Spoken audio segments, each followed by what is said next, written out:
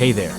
Want to get the most out of your Revolut points in 2025? Whether it's cashback, perks, or discounts, this guide will show you exactly how to use your RevPoints step by step.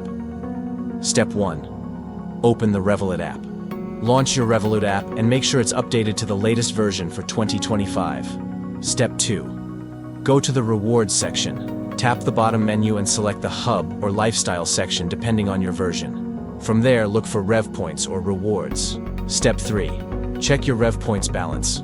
You'll see your total points available. Tap it to open detailed info on how you earned them, from purchases, referrals, or promotions. Step 4. Redeem your RevPoints.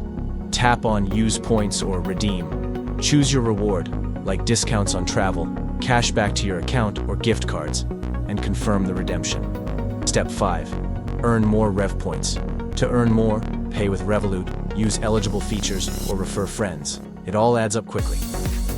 Tips. Points may expire, so check the expiry date. Not all users have access to the same offers. It depends on your country and plan. That's it. Now you know how to turn your everyday spending into real rewards with RevPoints. Like and subscribe for more Revolut guides in 2025.